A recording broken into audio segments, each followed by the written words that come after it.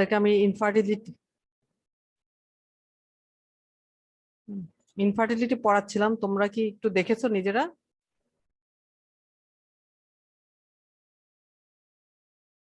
Hello, শুনতে পাচ্ছো? জি ma'am, শুনতে পাচ্ছি ম্যাম। গত ক্লাসের ইনফার্টিলিটিটা তোমরা কি একটু দেখেছো নিজেরা? তোমাদের জন্য ম্যাম মানে এটা ফার্স্ট টপিক হিসেবে তোমাদের জন্য আমার মনে হয়েছে যে একটু কঠিন, কিন্তু আমরা তো আসলে টপিকস ভাগ করে নিয়েছি। আমার ভাগে এসেছে ইনফার্টিলিটি, এই কারণে প্রথম তোমাদের প্রথম টপিকস হিসেবে তোমাদের জন্য এটা একটু হার্ড হয়েছে। যাই হোক, সবই পড়তে হবে আলটিমেটলি। ইনফার্টিলিটি তোমরা তো বুঝেছো যে 12 মান্থস একটা রেগুলার কয়টাল প্র্যাকটিসের পরেও যখন কেউ কনসিভ করতে ফেল করবে তখনই তাকে আমরা ইনফার্টিলিটি বলবো। তার মধ্যে দুটো আছে, একটা প্রাইমারি, যাদের কোনো কনসেপশনের হিস্ট্রি নেই তারা প্রাইমারি ইনফার্টিলিটি, আর যাদের কনসেপশনের হিস্ট্রি আছে তারা হচ্ছে সেকেন্ডারি ইনফার্টিলিটি। আমি তোমাকে একটা সিনারিও বলছি, তোমরা একটু রেসপন্স করবে আশা রাখি। সেটা হচ্ছে যে একটা কাপল married for 2 years taking treatment for conception for 1 year by ovulation inducing drug.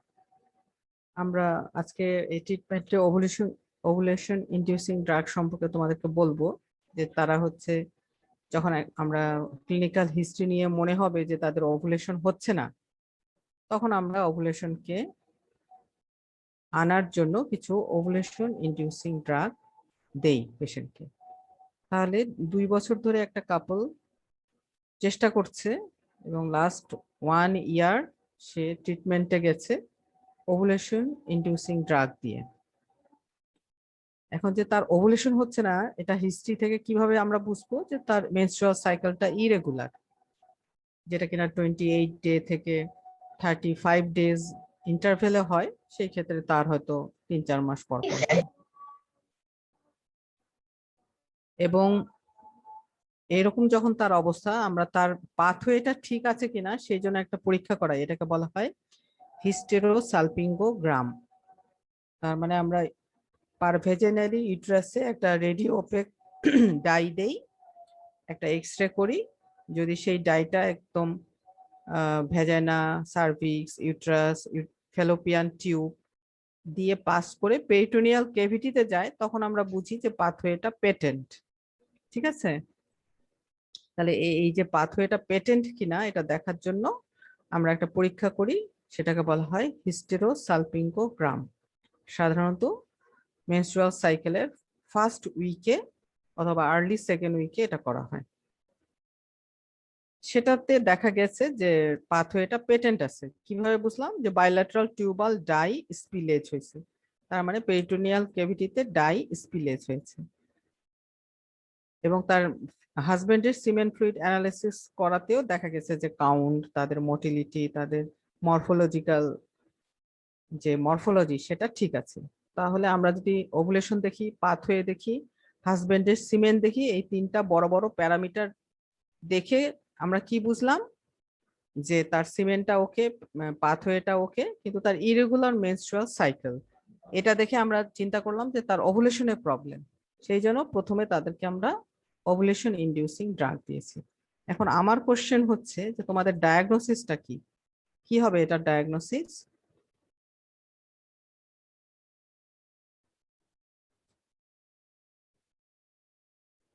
2 বছর তার ম্যারিড লাইফ, এখন পর্যন্ত তারা কনসিভ করতে পারে নাই, তাহলে এটা ডায়াগনোসিস কি হবে? কি বলবে এই কেসটাকে? Ma'am primary infertility. হ্যাঁ, থ্যাংক ইউ। তাহলে it is a case of primary infertility, কারণ প্রথম থেকেই তারা চেষ্টা করছে এবং তাদের এখন পর্যন্ত কনসেপশন হয় নাই, তাহলে প্রাইমারি ইনফার্টিলিটি। কজ কি? এটার কি কজ, মেল কজ না female cause? Ma'am female cause. হ্যাঁ, ফিমেল কজ। মোর স্পেসিফিক্যালি যদি আমরা বলতে চাই তাহলে কি বলবো? Hormonal disturbance maybe ma'am. না, এই যে আমরা যে হিস্ট্রিতে নিলাম irregular menstruation, Yes, ma'am. Irregular menstruation, তার এটা দিয়ে বোঝা যাচ্ছে হরমোনাল অনেক হতে পারে, তার ডায়াবেটিস থাকতে পারে, থাইরয়েডের প্রবলেম থাকতে পারে, তার লোকাল কজের মধ্যে যে তার ওভুলেটরি হরমোন গুলোর প্রবলেম থাকতে পারে। তাহলে এখানে আমরা যে বললাম যে ইরেগুলার মেনস্ট্রুয়াল সাইকেল, এটা দিয়ে আমরা কি বুঝতে পারি?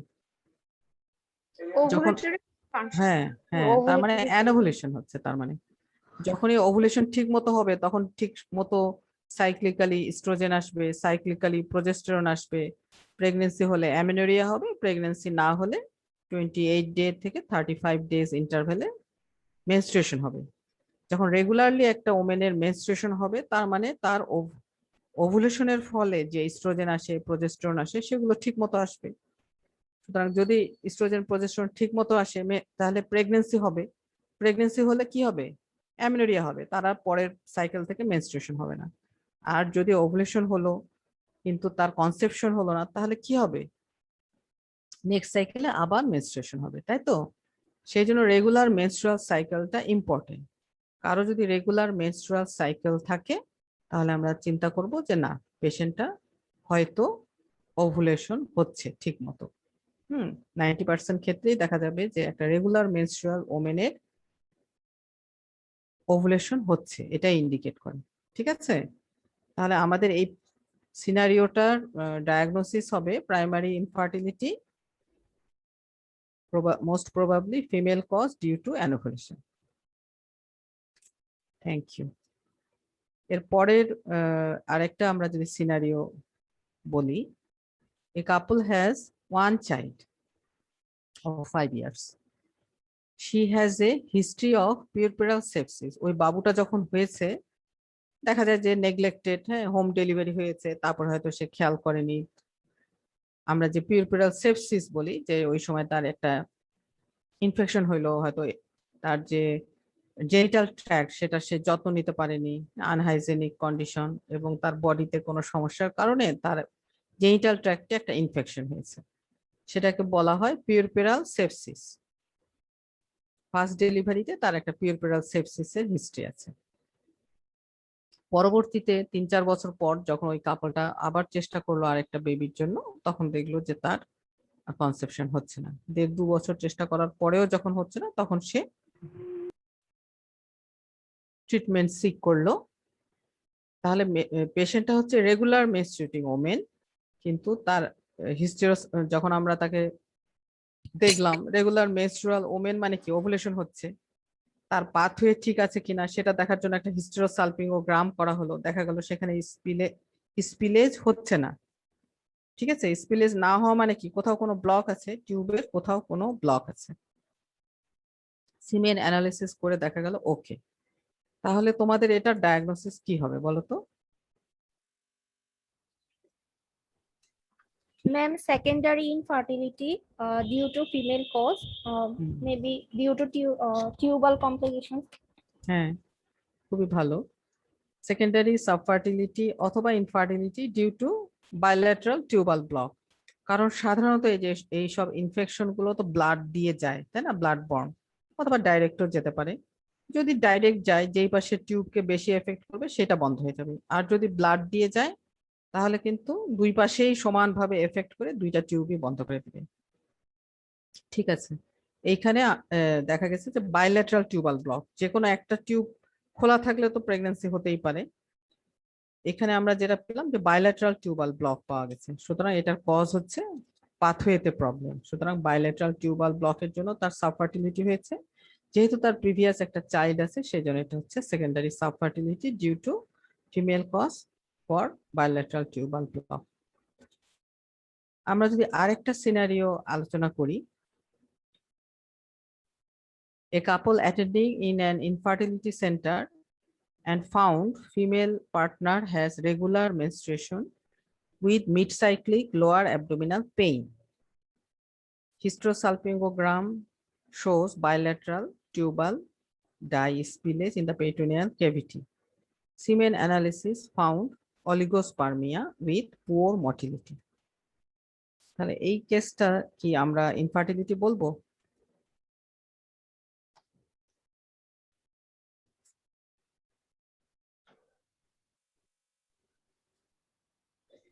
ম্যাম কোশ্চেনটা কি আবার রিপিট করা যাবে প্লিজ? তাহলে a couple attending in an infertility center and found female has regular menstruation with mid-cyclic lower abdominal pain. Hysterosalpingogram shows bilateral tubal dye spillage and semen analysis shows oligospermia. Oligo means spermia মানে sperm কম, normospermia মানে sperm count normal, ঠিক আছে, আর oligo মানে কম। এখানে দেখা যাচ্ছে oligospermia with poor motility, যে অল্প কয়েকটা আছে সেগুলো আবার ঠিক মতো তাদের যে একটা মর্টিলিটি থাকে সেটাও কম। তাহলে এটা কি হবে diagnosis? Ma'am sterility. Sterility means কি? Ma'am in absolute state of হ্যাঁ, inability to তাহলে conceive. হ্যাঁ অ্যাবসলিউট, তাহলে তুমি এটা কেন অ্যাবসলিউট ভাবছো? ম্যাম ফিমেলের অলিগো মানে কম, আচ্ছা ম্যাম। অলিগো মানে কম। যদি কনজেনিটালি কার টেস্টিস না থাকে, যে কখনোই সম্ভব না, কিন্তু অলিগোস্পার্মিয়া তার স্পার্ম কম আছে, এটা যদি আমরা ট্রিটমেন্ট দিয়ে এটাকে বাড়াই, হ্যাঁ এটার মর্টালিটিটাকে ইমপ্রুভ করি, তাহলে কিন্তু সেখানে চান্স আছে এটাকে ফার্টাইল করার। তাহলে কি আমরা এটাকে স্টেরিলিটি বলবো? না ম্যাম। তাহলে কি বলবো? ওর একটাও চাইল্ড নাই, তাহলে কি বলবো এটাকে? Ma'am primary infertility. হ্যাঁ প্রাইমারি ইনফার্টিলিটি বলবো। তাহলে এখানে কজ কি? Ma'am both male and female cause. না, কেন ফিমেল বলছো? ওর তো রেগুলার মেনস্ট্রুয়েশন, ওর হচ্ছে regular menstruation with mid cyclic pain.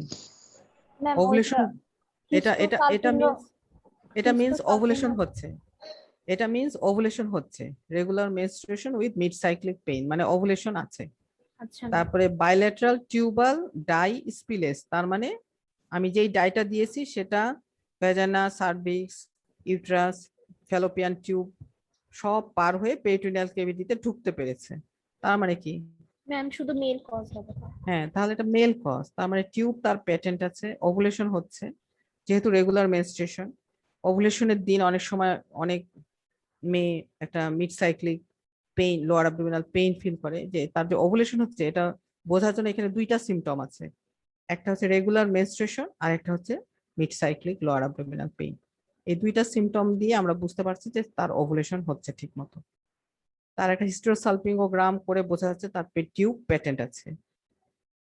আর হাজবেন্ডের সিমেন অ্যানালিসিস করে দেখা যাচ্ছে যে সেখানে একটু সমস্যা আছে, সুতরাং আমাকে ওটা আগে কারেকশন করতে হবে, তারপরে আমাকে, আপাতত দৃষ্টিতে মনে হচ্ছে এটা primary subfertility due to male cause for oligospermia. ঠিক আছে, তাহলে এরকম সিনারিও তোমাদের রিটেনে আসবে, তোমাদের ভাইভাতে ধরবে, বা এরকম একটা সিনারিও দিয়ে তোমাদেরকে আমরা অস্পিতেও কোশ্চেন দিতে পারি। সুতরাং এই তোমরা যখন একটা টপিকস পড়বে এরকম সিনারিও দিয়ে যখন তোমাদেরকে ক্লিনিক্যালি কোরিলেট করতে পারবে তোমার থিওরির সাথে।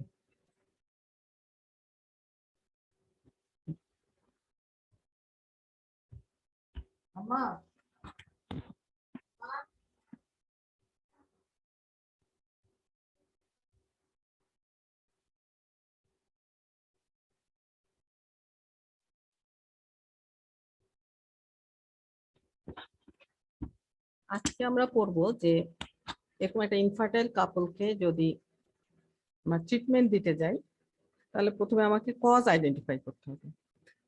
যদি এরকম হয় যে তার ওভুলেশনের প্রবলেম, আমরা যখন তার হিস্ট্রি নিব, আমরা এর আগের দিন দেখেছি যে কিভাবে আমরা একটা পেশেন্টের হিস্ট্রি নিচ্ছি। তাহলে ফিমেলের এজ নিচ্ছি, length of time spent trying for pregnancy, any previous pregnancy, coital frequency, occupation, এগুলো নিচ্ছি, এবং এই তার যে মেনস্ট্রুয়াল হিস্ট্রি নিচ্ছি সেখানেই কিন্তু আমরা পেয়ে যাচ্ছি যে তার ওভুলেশন হচ্ছে কি হচ্ছে না। যদি এরকম হয় যে ওভুলেশন হচ্ছে না, তখন আমরা কি কি ইনভেস্টিগেশন করব, যেমন এফএসএইচ, এলএইচ এবং আর্লি ফলিকুলার ফেজে করি। এফএসএইচ, এলএইচ তোমরা নিশ্চয়ই পিসিওএস পড়বে এরপরে, পলিসিস্টিক ওভারিয়ান সিনড্রোম। সেই ক্ষেত্রে একদম মেনস্ট্রুয়েশনের শুরুতে ফার্স্ট সেকেন্ড ডেতে পিটুইটারি গ্ল্যান্ড থেকে এফএসএইচ আসে। সে তখন ইনস্ট্রাকশন দেয় ওভারিকে যে তুমি এখন এই সাইকেলের জন্য কিছু ফলিকল রিক্রুট করো এবং সেটাকে গ্রো করো। এফএসএইচ এর এটা কাজ। তাহলে ফলে তখন 7টা বা 8টা যে ফলিকল থাকে ওভারিতে তারা তখন গ্রো করতে থাকে, তাদের যে সিঙ্গেল লেয়ার সেল ছিল সেগুলো মাল্টি লেয়ার হতে থাকে। এরকম করে বড় হতে হতে যখন তারা 13-14 দিনে পৌঁছে যায় তখন এই এলএইচ হরমোনটা একটা হঠাৎ করে একটা শার্প পিক হয়। সে তখন এই শার্প পিকের কারণে তখন 14 দিনের দিন ওভুলেশন হয়, যার কিনা 28 ডে সাইকেল। এই কারণে আমরা মেনস্ট্রুয়াল সাইকেলের ফার্স্ট ডেতে দেখি এফএসএইচ লেভেলটা কি অবস্থা। এরপরে আমরা দেখি অ্যান্টিমুলারিয়ান হরমোন। এটা হচ্ছে যে তার ওভারিতে ওভামের স্টোর কেমন সেটা কিন্তু আমরা বুঝতে পারি অ্যান্টিমুলারিয়ান হরমোন দিয়ে। আর যাদের ওভুলেশন হচ্ছে তখন ওভুলেশন হয়ে যাওয়ার পরে যে ফলিকলটা থাকে তাকে আমরা বলি কর্পাস লুটিয়াম। তাহলে ওভুলেশনের আগে যে সেলগুলো থাকে সেখান থেকে আসে ইস্ট্রোজেন। যখনই ওভুলেশন হয়ে যাচ্ছে তখনই কর্পাস লুটিয়াম থেকে যেই হরমোনটা বেশি আসে সেটা হচ্ছে প্রজেস্টেরন। এই কারণে আমি যদি 19 দিনের পর থেকে, আমরা সাধারণত 21 দিনের দিন দেখি, যে একটা 28 ডে সাইকেলের 21 দিনের দিন আমি যদি সেরাম প্রজেস্টেরন লেভেলটা করি দেখা যাবে যে সেটা অনেক হাই থাকে। তাহলে আমি এফএসএইচ দিয়ে বুঝতে পারবো যে তার ওভাম সে ওভাম রিক্রুট করতে পারছে কিনা। তার এলএইচ দিয়েও আমরা একটা রেশিও করে বুঝি যে তার সেখানে হরমোনাল কোনো ইমব্যালেন্স আছে কিনা, কারণ এলএইচটা তখন অনেক কম থাকার কথা। যদি এলএইচটা এফএসএইচ এর থেকে বেশি পাই তখন আমরা বুঝি সেখানে একটা ইমব্যালেন্স আছে। সুতরাং আমরা যদি আর্লি ফলিকুলার ফেজে এফএসএইচ এলএইচ দেখি, এফএসএইচ অলওয়েজ এলএইচ এর থেকে বেশি থাকবে। অ্যান্টিমুলারিয়ান হরমোন দিয়ে আমরা ওভারিতে যে ফলিকল গুলো আছে তার রিজার্ভ সম্পর্কে একটা আইডিয়া পাই। রিজার্ভ ভালো থাকলে তার ফার্টিলিটি ক্যাপাসিটি ভালো। আর মিডলুটিয়াল প্রজেস্টেরন দিয়ে আমরা বুঝি যে তার ওভুলেশন হচ্ছে কি হচ্ছে না। এছাড়া আদার এন্ডোক্রাইন প্রবলেমের জন্য কিন্তু ফার্টিলিটি হ্যাম্পার হতে পারে। সেই ক্ষেত্রে thyroid function, prolactin level, testosterone level এগুলো আমরা দেখি। তাহলে আমরা যখন ওভুলেশনকে বুঝতে চাইবো এই ইনভেস্টিগেশন গুলো করব। যদি এইখানে কোনো সমস্যা মনে হয়, যদি আমাদের মনে হয় না তার ওভুলেশনের সমস্যা হচ্ছে, তখন আমরা কি ট্রিটমেন্ট দিব? তখন আমরা ফিমেল রিপ্রোডাক্টিভ সিস্টেম যেটা, সেটা ওই যে directly proportionate to the remaining number of oocytes in the ovaries, which is called ovarian reserve. এই ওভারিয়ান রিজার্ভ আমরা অনেক কয়েকটা হরমোন দিয়ে দেখি, এফএসএইচ লেভেল দিয়ে দেখি, এএমএইচ দিয়ে দেখি। তাহলে সাধারণত এটা ডিক্লাইন করে 35 ইয়ার্স এর পরে। আর যদি কোনো জেনেটিক প্রিডিসপোজিশন, সার্জারি অথবা আদার কোনো টক্সিন, কেমোথেরাপি এগুলোর হিস্ট্রি থাকে তাহলে অনেক আর্লি এজে এই রিজার্ভটা কমে যেতে পারে। সুতরাং এটা দিয়ে আমরা পরবর্তীতে বুঝতে পারি যদি ওভুলেশন ইন্ডাকশন দিয়েও ইনফার্টিলিটি থেকেই থাকে তাহলে আমরা পরবর্তীতে এআরটি করতে পারি, আর্টিফিশিয়াল রিপ্রোডাক্টিভ টেকনোলজি। আর আমরা যখন টিভিএস করি, ট্রান্সভাজানাল আল্ট্রাসোনোগ্রাম, তখন কিন্তু যে এন্ট্রাল ফলিকুলার সিস্ট, এই এন্ট্রাল ফলিকুলার সিস্টের যে নাম্বার সেটা দেখেও আমরা ওভারিয়ান রিজার্ভ বুঝি। সেটা যদি 4-এর বেশি থাকে তাহলে সাধারণত ভালো, 16 পর্যন্ত ভালো, 4-এর কম থাকলে সেটা খারাপ।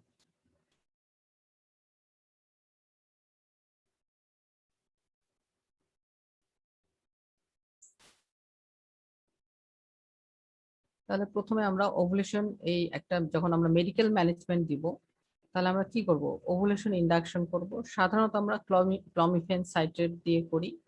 এছাড়াও যখন ক্লমিফেন সাইট্রেট দিয়ে হয় না তখন আমরা ইনজেকশন এফএসএইচ তাদেরকে আমরা দিতে পারি। এছাড়াও আমরা আরো দেই লেট্রোজল বলে একটা কেমিক্যাল আছে, অথবা ক্লোমিফেন সাইট্রেট, লেট্রোজল অথবা এফএসএইচ দিয়ে আমরা ওভুলেশন ইন্ডাকশন করতে পারি। তোমরা কি কেউ কিছু বলবে?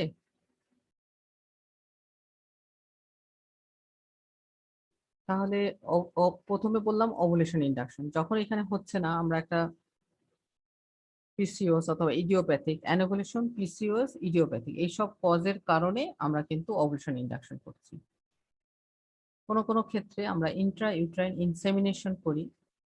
ইন্ট্রা ইউট্রাইন ইনসেমিনেশন হচ্ছে যে যখন আমরা দেখছি ওভুলেশন ইন্ডাকশনে কাজ হচ্ছে না, তখন সিমেন্টটাকে আমরা প্রিপেয়ার করি, তাকে তার মধ্যে যেসব প্রোস্টাগ্ল্যান্ডিন অ্যান্টিবডি এগুলো আছে এগুলোকে ওয়াশ আউট করে শুধুমাত্র অ্যাক্টিভ মোটাইল পোর্শন অফ স্পার্মকে একটা সলিউশনের মধ্যে নিয়ে সেটাকে খুব একটা সরু টিউব দিয়ে আমরা ডিরেক্টলি ইউট্রাইন ক্যাভিটি দিয়ে দিই। এটাকে বলা হয় ইন্ট্রা ইউট্রাইন ইনসেমিনেশন। এটা সাধারণত আনএক্সপ্লেইন সাবফার্টিলিটি অথবা মেল ফ্যাক্টর গুলোতে দেই। যেমন এর আগে আমরা একটা সিনারিও আজকে দেখলাম যে অলিগোস্পার্মিয়া। সুতরাং অলিগোস্পার্মিয়াতে আমরা কি করব জানো, সেটাকে আমরা সবচেয়ে ভালো যে স্পার্ম গুলো আছে সেগুলোকে ছেঁকে নিয়ে আমরা যদি আইওআই এর মাধ্যমে ডিরেক্টলি ফিমেল পার্টনারকে দিয়ে দিই, তাতে করে দেখা যায় যে ফার্টিলিটি রেট ভালো আসে। যখন আমরা অ্যানোভুলেশন ফিমেল তাকে ওভুলেশন ইন্ডাকশন করার পরেও রেসপন্স করছে না অথবা মাইল্ড মেল ফ্যাক্টর হচ্ছে, তাদেরকে আমরা কি করি, যাদের এন্ডোমেট্রিওসিস আছে তাদেরকে আমরা পরবর্তীতে এআরটি তে চলে যাই। অনেক সময় আমাদের দেশে এটা অ্যাকসেপ্টেবল না, অনেক সময় ডোনার স্পার্ম দিয়েও আমরা কিন্তু আইওআই করতে পারি।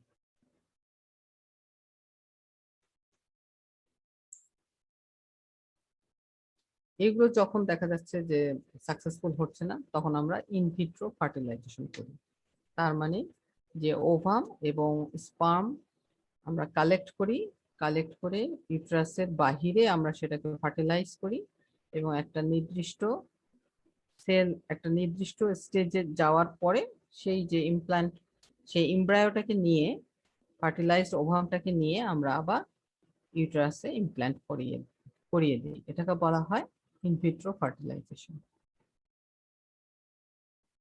তারপরেও যদি অনেক সময় দেখা যায় যে এইসব ট্রিটমেন্টের পরেও যখন প্রেগন্যান্সি হচ্ছে না, তখন অনেক সময় ডোনার এগ নিয়েও আইভিএফ করা হয়।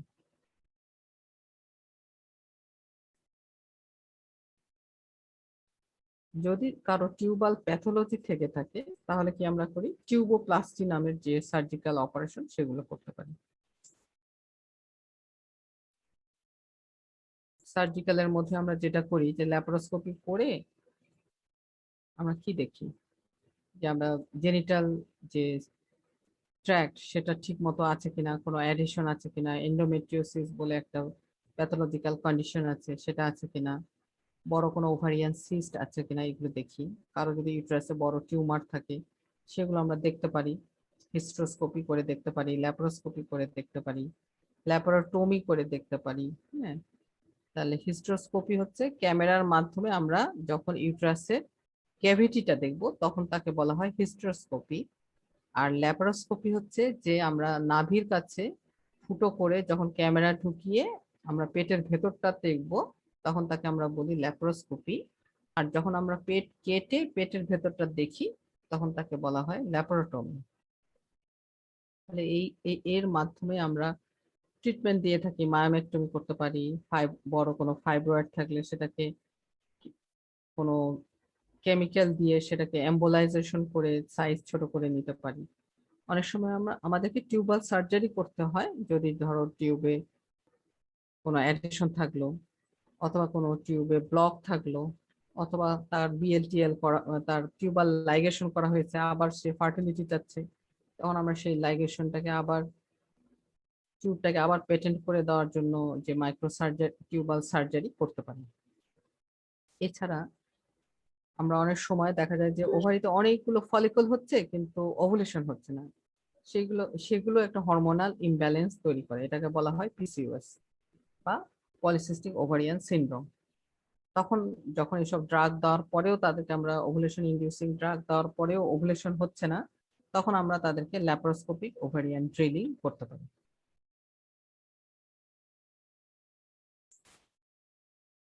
আজকে খুব সংক্ষিপ্তভাবে আমরা তোমাদেরকে ট্রিটমেন্ট গুলো বললাম। পরবর্তীতে আমরা যখন হরমোন গুলো নিয়ে কথা বলবো তখন তোমাকে এইসব ওভুলেশন ইনডিউসিং যে ড্রাগ গুলো আছে সেগুলো নিয়ে আরেকটু ডিটেলস কথা বলবো। তো তোমরা একটু ইনফার্টিলিটিটা পড়ো, দত্ত করতে পারো। তোমরা অনেক বই এগুলি ভালো আছে, আমরা তোমাদেরকে টাইম টু টাইম তোমরা যদি একটু পড়ো তাহলে তোমাদের কোনো কোশ্চেন থাকলে আমরা সেগুলো অ্যান্সার করবো। তবে দত্তটা তোমরা পড়ো, ইনফার্টিলিটির জন্য দত্তটা তোমাদের জন্য তোমাদের লেভেলে ভালো হবে। ঠিক আছে, থ্যাংক ইউ। পরের সোমবারে আমি তোমাদের নেক্সট টপিক সম্পর্কে একটু কথা বলবো, কিন্তু আজকেরটা কিন্তু জিজ্ঞেস করবো। জি ম্যাম, ধন্যবাদ ম্যাম। আসসালামু আলাইকুম ম্যাম। ওয়ালাইকুম আসসালাম।